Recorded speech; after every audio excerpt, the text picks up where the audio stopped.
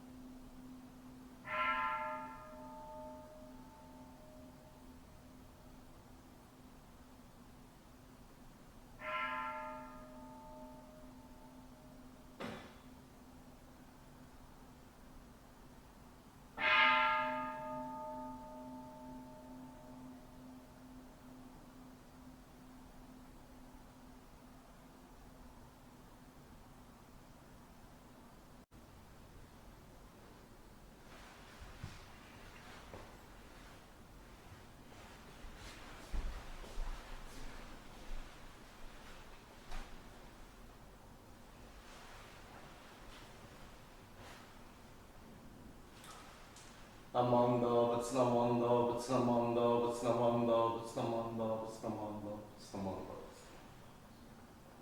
No.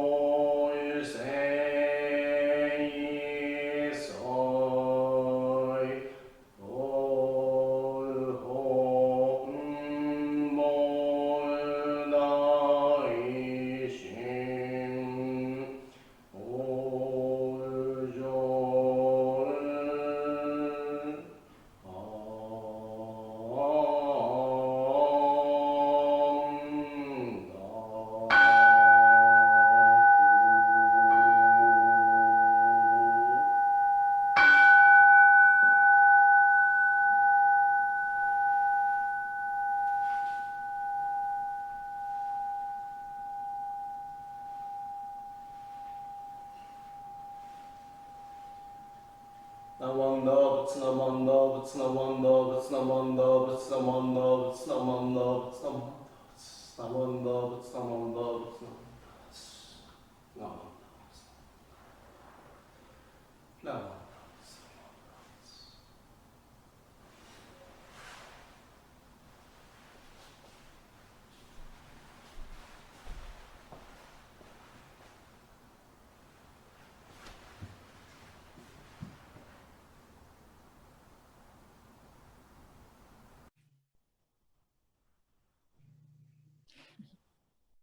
And now the fifth and sixth grade class will read the Eightfold Path. The Buddha Dharma is a realization within one's deepest consciousness of oneness of life. For the attainment of this purpose, the Buddha left us to follow the Eightfold Path, which is the way of prime importance.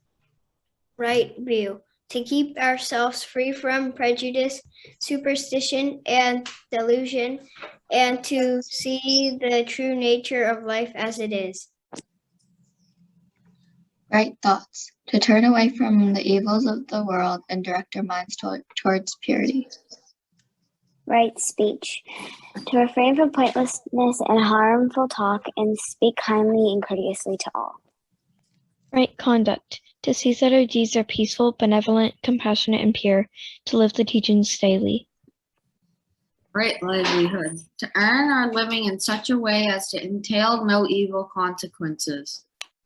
Right effort, to direct our efforts incessantly to the overcoming of ignorance and craving desire.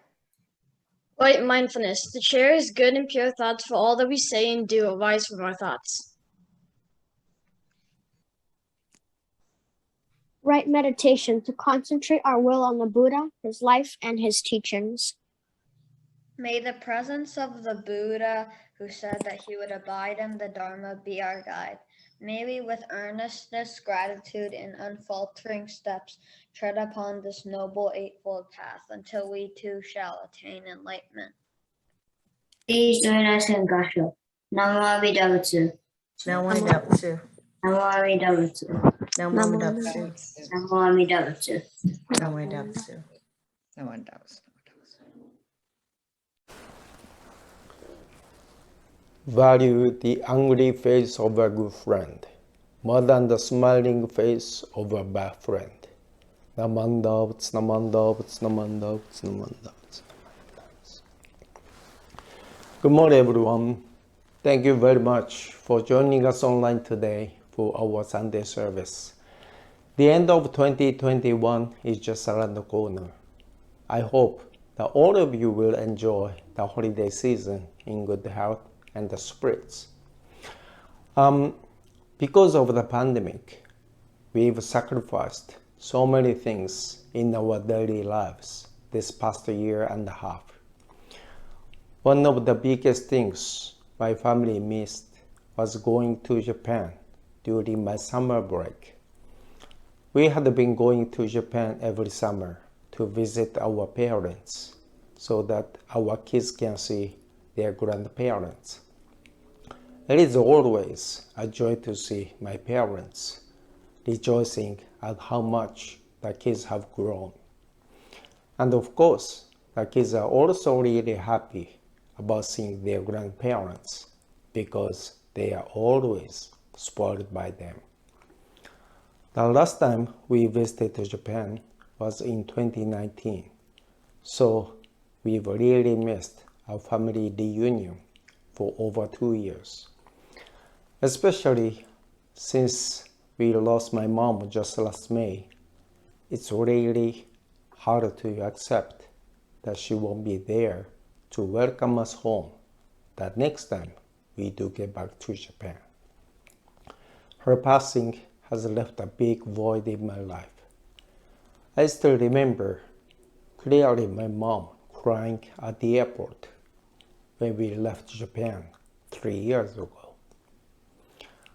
On the last day of our stay in Japan, my parents came to the airport to see us off. But as soon as we reached the security gate, my kids started crying. "No, I don't want to leave Grandpa and Grandma," and they wouldn't move. My mom also cried, seeing her grandkids sobbing. I felt really sorry for my poor kids, realizing how much they had enjoyed the time with their grandparents.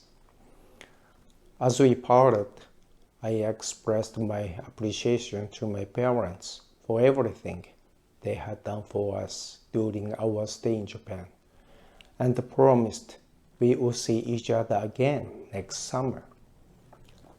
Looking back, it was the last time for us to be with my mom. Who could have imagined we wouldn't see her again? Anyway, it was sad to see my kids crying at the airport. But it made me appreciate how much my parents love our kids, playing with and indulging them during our stay. Grandparents treat their grandkids with kindness unconditionally. After we returned to the US, I asked my kids how their stay in Japan was. They told me that they really enjoyed spending time with their grandparents. Then my son said to me, "Dad, I wish you were like Grandpa.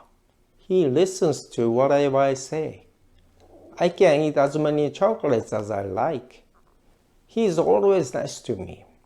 He was very kind, like Buddha."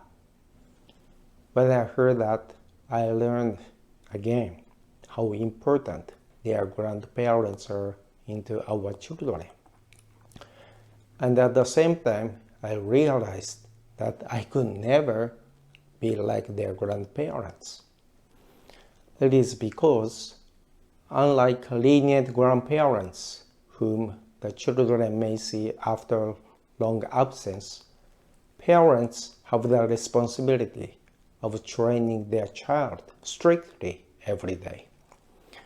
Sometimes parents have to scold a careful child.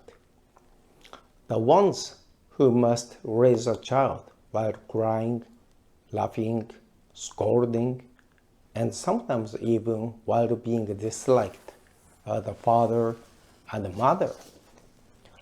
For example, if parents only satisfy their child's every wish, how can the child learn to cope in life?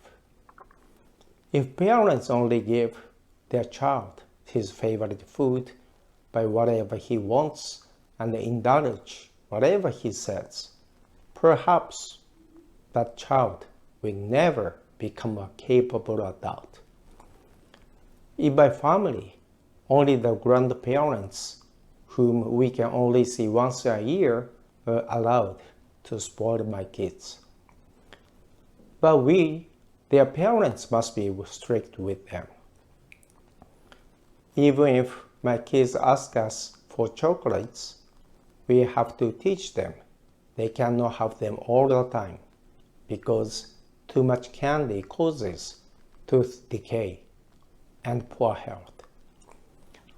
If kids grow up without learning patience, they tend to become wishful thinkers who believe that they will always get what they want. Unfortunately, in life, we often suffer because things don't turn out as we would like. Sometimes, when things get difficult, we give ourselves up to despair and may even think, "I don't care what happens in my life." But when life is difficult, it is very important to always try to do our best to overcome those difficulties we face. Those who give up easily may not be able to get through the tough times in life. And they may even hurt others because of their anger and frustration. I believe that young people must learn to practice using patience and perseverance, because it's really hard to learn them as an adult. I think that, like my kids, there may be many of you who think that Buddha is always kind and gentle.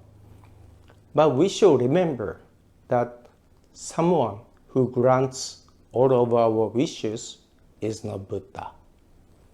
Of course, Buddha is full of compassion. But that doesn't mean that Buddha spoils people. One who just spoils people without letting them learn to be patient is not Buddha, but actually a demon. I'm not suggesting that my parents are demons, but it is true that to indulge children all the time just makes them impatient and demanding. In this way, we often mistake a demon for Buddha. Thanks to the people who point out our faults and shortcomings, and who nag and scold us with love, we are able to learn to persevere and choose the right direction. But unfortunately, we tend to stay away from someone who admonishes us even with love, because we usually see him or her as a demon or nuisance. But we should actually regard that person as a precious Buddha. I'm afraid that our way of seeing things is often distorted by pleasant words we would rather hear, and by our desire to have things our way. When this happens again and again, we lose the right view. In the opening meditation, I shared with you a famous Japanese proverb. It is, value the angry face of a good friend more than the smiling face of a bad friend. It comes from a Buddhist idea with deep meaning. This proverb teaches us that we should be careful of a friend who may seem friendly, because he always flatters us with a smile. That kind of person will easily run away from us at a critical moment and abandon us when we need his help the most. We should instead treasure a friend who points out our shortcomings and scolds us for our misbehavior so often that it makes us unhappy. The advice from this kind of friend will prove to be helpful lessons for us in the end. The true meaning of this proverb is how important it is to listen obediently to the advice and warnings of a true friend. So we should remember that a person who constantly scolds us is actually someone who takes us seriously. As a child, I was often scolded by my parents and the teachers. They would always tell me, I wouldn't say anything if you were a complete stranger. But I'm telling you this because you are important to me. Certainly, in contrast to a person who simply praises anything we do and grants our wishes, we feel uncomfortable when we are with a person who is constantly pointing out our shortcomings and doesn't do what we want. That's why we try to avoid such a nagging person. But with no one around to point out our faults or teach us patience, how will we learn whether we are doing the right thing? Who will lead us to the right path? So even if we are scolded or annoyed, we should treasure such people who take us seriously. I ask you to please look around you, mindful of the Buddha's teaching. It may surprise you to realize that there are many Buddhas around us. There is the Buddha who makes a sarcastic remark to us. There is the Buddha who points out a weakness we don't want to hear about. Because of those Buddhas, we may be inspired to look deep into ourselves, or to make a change in our behavior in order to make each day and each moment a full one, as good Jodo Shinshu followers. There was a famous Japanese novelist named Eiji Yoshikawa. He wrote a historical novel called Shinran. He often said, "Everyone is my teacher and master except me." This means that he regarded all those around him as bodhisattvas who take him seriously.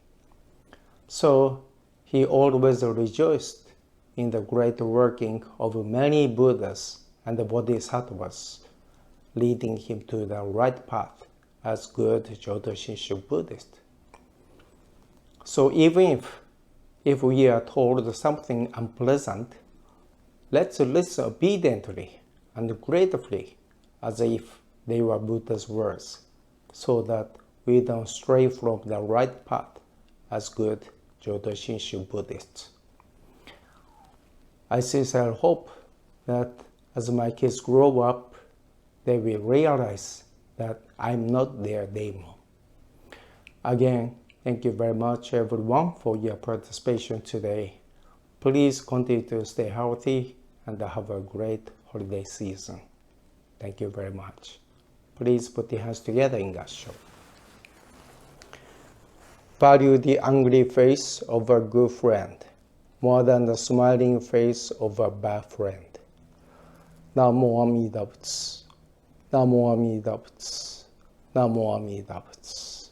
Namanda Butsu, Namanda Butsu, Namanda Butsu, Namanda Butsu, Namanda Butsu, Namanda Butsu. Thank you, Sensei, for your Dharma message today. I'm sure we all share your feelings about the effects of the pandemic on all of us and all of our families. Also, those of us who are parents appreciate how you expressed the role that we play that makes sometimes our children look at us as being demons. Though it's tough, we always do it with our love and our best interests at heart. Today is the final regular Sunday service of 2021 for the Mountain View Buddhist Temple. We will close the year with a New Year's Eve service and open 2022 with a New Year's Day service. For more information on those of you who get Putra's Post emails will see that information. And those who don't get that email yet, you can check our website. Thank you.